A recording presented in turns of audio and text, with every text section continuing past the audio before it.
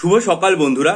WBCS পরীক্ষার ক্ষেত্রে একেবারে তার সূচনা থেকে প্রিলিমিনারি অংশটা ছিল কিনা জানি না, কোয়ালিফাইং টেস্টটা বা স্ক্রিনিং টেস্টটা আমরা 1999 সাল থেকে ডব্লিউবিসিএস এর প্রিলিমিনারি যে সিলেবাস এবং কোশ্চেন সেটা দেখতে পাই।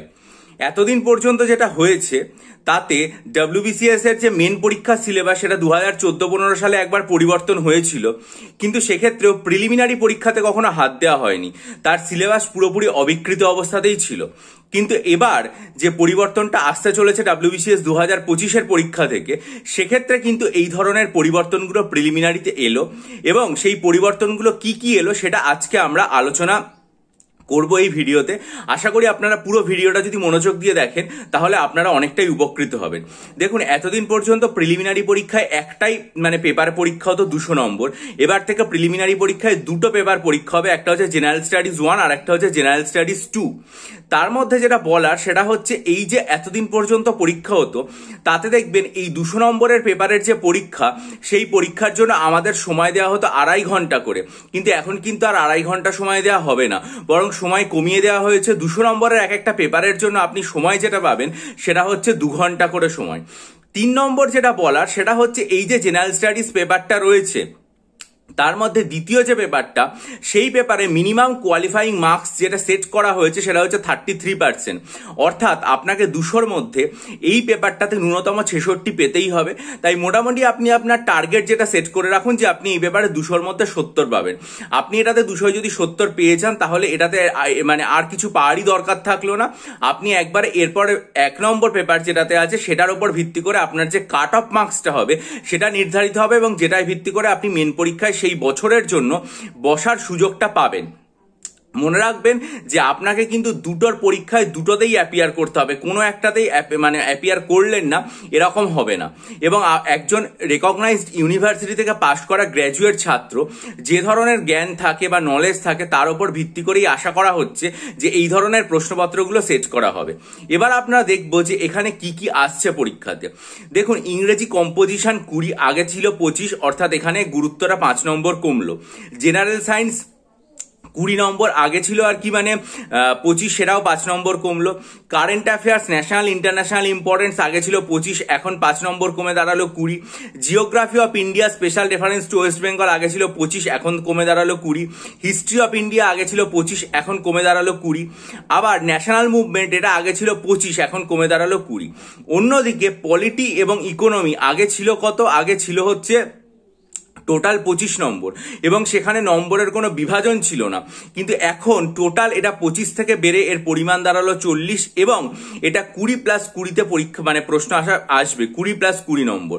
আর একটা যেটা সেটা হচ্ছে এনভায়রনমেন্টাল ইকোলজি, বায়োডাইভার্সিটি এবং ক্লাইমেট চেঞ্জ, যেটা আমরা প্রকৃতপক্ষে এখনো পর্যন্ত ডব্লিউবিসিএস যে মেন পরীক্ষা রয়েছে সেটার জন্য পড়তাম, সেই অংশটা এখানে যোগ করা হলো এবং তাতে দেওয়া হলো 40 নম্বর। যদিও এখানে খুব স্পষ্টভাবে উল্লেখ করে দেওয়া হয়েছে যে এটার জন্য যে আপনাকে খুব স্পেশালাইজড হতে হবে বা পরিবেশবিদ হতে হবে এরকম কোনো ব্যাপার নেই।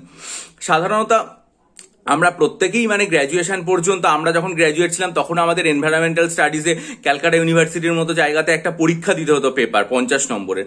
মোটামুটি একটা সাধারণ পরিবেশ নিয়ে যে জ্ঞান সেটা যদি আপনার থাকে, যেটা আপনারা অনেকে বায়োলজিতেও পড়েন, সেটুকু আপনাদের থাকলেই এটা হয়ে যাবে।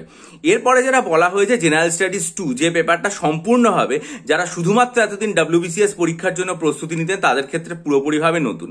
কি কি যোগ করা হয়েছে? কম্প্রিহেনশন 60 নম্বর।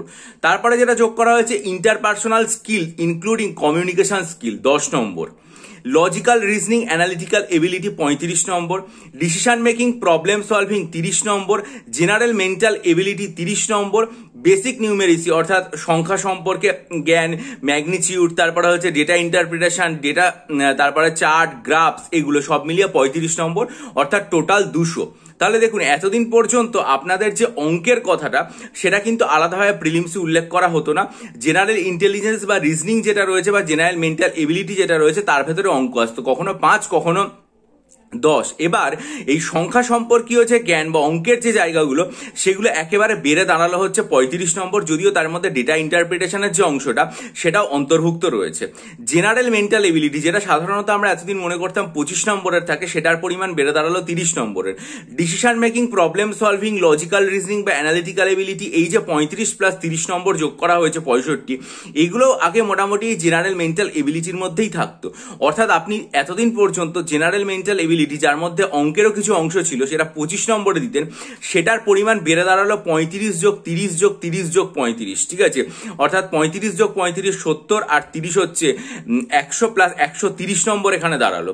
অন্যদিকে ইন্টারপার্সোনাল স্কিল, কমিউনিকেশন স্কিল, এটা একেবারেই নতুন ধরনের, এটা 10 নম্বর। আর কম্প্রিহেনশন, যেটা অর্থাৎ বিভিন্ন প্যাসেজ দেওয়া, যেগুলো আমাদের মাধ্যমিক এবং উচ্চ মাধ্যমিক এই ধরনের আমরা যখন পরীক্ষা দিয়েছিলাম 2000 মানে 3-4 মাধ্যমিক বা 2000 আর কি মানে 5-6 যে উচ্চ মাধ্যমিকের যে টাইমগুলোতে রয়েছে, সেই সময় কিন্তু এই জিনিসগুলো আসতো, কম্প্রিহেনশন, এবং সেখানে প্যাসেজ তুলে দিয়ে সেখান থেকে প্রশ্ন জিজ্ঞেস করা হতো। এবং আমাদের মানে উচ্চ মাধ্যমিকের সময়ও ইংরেজিতে একটা সেকেন্ড পেপার বলে জিনিস ছিল, যেটা এখন আর নেই। সেই সেকেন্ড পেপারে ইংরেজিতে সম্পূর্ণ মানে আননোন ছিল কি আসবে না আসবে, এবং সেখানে এই ধরনের প্যাসেজ তুলে প্রশ্নপত্র আসতো, আর মাধ্যমিকেও আসতো। ঠিক আছে, সেই ধরনের জিনিসই আমার মনে হয় যেটাকে বাংলায় বলা হয়ে থাকে বোধ পরীক্ষণ। বলেই দেওয়া আছে যেখানে এই যে প্রিলিমিনারি এক্সামিনেশন, এটা পুরোপুরি একটা স্ক্রিনিং টেস্ট, এবং এটার জন্য আপনি যে কোয়ালিফাইং নেচার, এই নম্বর কখনো যোগ হবে না, যেটা এখনো হয় না। এটার ভিত্তি করে আপনি সেই যে পার্টিকুলার ইয়ারটা রয়েছেন, অর্থাৎ 2025 হলে 25, 26 হলে 26, সেই বছরের মেন পরীক্ষায় বসার সুযোগ পাবেন। এইটা হচ্ছে পুরোপুরি প্রিলিমিনারি পরীক্ষা। এবারে প্রিলিমিনারি পরীক্ষার এই যে রেজাল্ট, এটাতে অবজারভেশনগুলো কি কি দেওয়া যেতে পারে। 1 নম্বর যেটা, প্রথম অবজারভেশন যেটা, সেটা হচ্ছে যে প্রিলিমিনারি পরীক্ষা আগের থেকে যথেষ্ট কঠিন হলো। এতদিন পর্যন্ত আপনাকে প্রিলিমিনারি পরীক্ষা একটা পেপারের ওপর দিতে হতো, এখন থেকে প্রিলিমিনারি পরীক্ষা আপনাকে দুটোর ওপর দিতে হবে, এটা হচ্ছে 1 নম্বর। 2 নম্বর, এতদিন পর্যন্ত আপনি প্রিলিমিনারি পরীক্ষার একটা পেপারের জন্য 2.5 ঘন্টা সময় পেতেন, এখন আপনি দুটো পেপার দেবেন, মাল্টিপল চয়েস কোশ্চেন্স এবং 200 নম্বরেরই, কিন্তু এক একটার জন্য 200 নম্বরের জন্য আপনি 2 ঘন্টা সময় পাবেন, এবং এর জন্য আপনাকে আর কি মানে স্পিড যেটা রয়েছে সেটা কিন্তু অনেকটা বাড়াতে হবে। 3 নম্বর যেটা বলার, সেটা হচ্ছে ইংরেজি, জেনারেল সায়েন্স, ইতিহাস, national movement, current events, geography, এগুলোর গুরুত্ব আগে যা ছিল তার তুলনায় অনেকটা আর কি মানে অনেকটা না, কিছুটা অন্তত কমিয়ে দেওয়া হলো। পলিটি এবং ইকোনমির গুরুত্ব আগের তুলনায় বাড়ানো হলো। প্রিলিমিনারির ক্ষেত্রে এনভায়রনমেন্টাল স্টাডিজের যে পোর্শনটা আগে ছিল না, সেটা যুক্ত করা হলো, এবং মানে বাকি সবগুলোর তুলনায় বেশি, অন্যগুলো যেখানে প্রত্যেকটা 20 নম্বর করে, সেটা এখানে 40 নম্বর, অর্থাৎ সব থেকে গুরুত্ব দিয়ে যোগ করা হলো। এতদিন পর্যন্ত অঙ্ক বা জেনারেল মানে কি বলে মেন্টাল এবিলিটি বা রিজনিং, আপনারা যাই বলুন না কেন, জেনারেল ইন্টেলিজেন্স, সেটার গুরুত্ব ছিল মাত্র 25 নম্বরের মধ্যে সীমাবদ্ধ। এখন সেটার গুরুত্ব বেড়ে গেল প্রায় 130-এ বলা যেতে পারে, অর্থাৎ সেটা হিউজ জাম্প, প্রায় 130 নম্বর বেড়ে গেল। এবং এখানে ইংরেজিতে কম্প্রিহেনশন বলে যে জায়গাটা রয়েছে, সেটা নতুন এলো।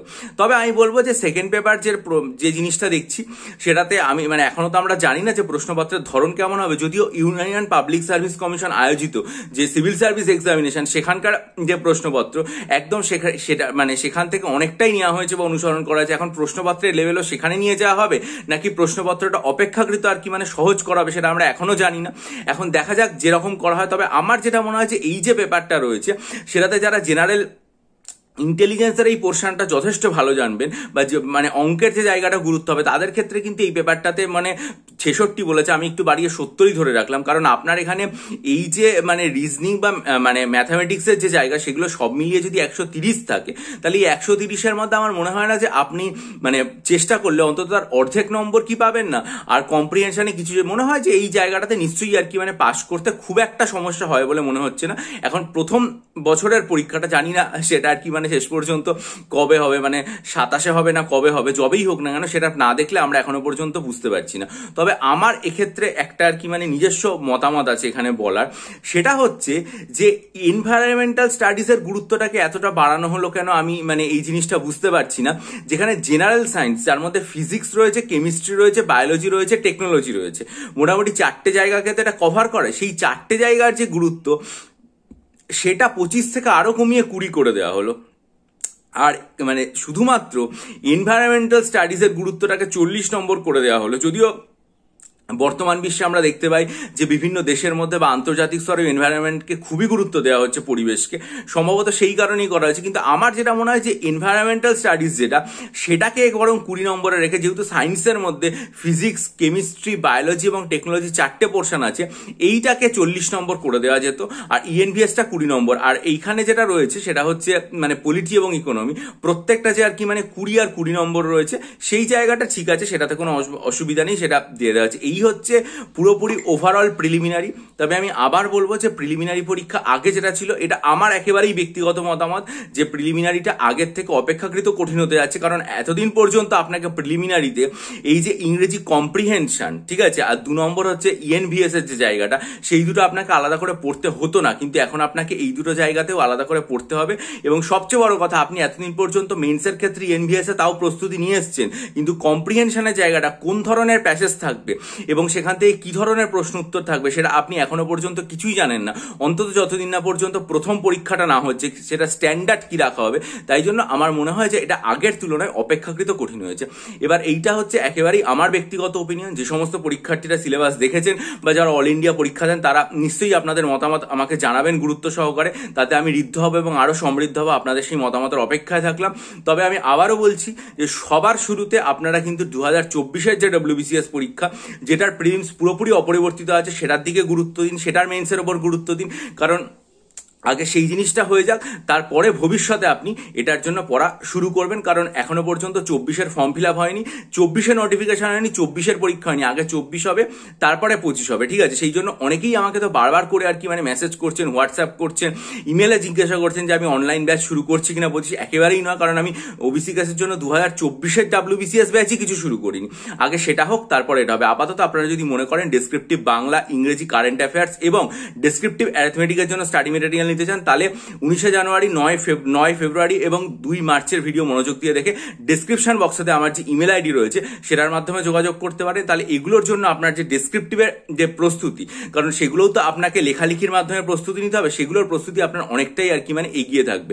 কারণ আপনাকে মেন্সের ক্ষেত্রে দেখা যাবে যে মানে এসে বা মানে প্রেসি এগুলো লিখতে হবে, এবং মেন্সের যে সিলেবাসটা রয়েছে সেগুলো নিয়ে আমি আমার চ্যানেলে ধাপে ধাপে আলোচনা করবো। কারণ ভিডিওটা এমনিতেই অনেকটা বড় হয়ে যাচ্ছে। আশা করি সেটার জন্য আপনারা এই চ্যানেলের দিকে নজর রাখবেন।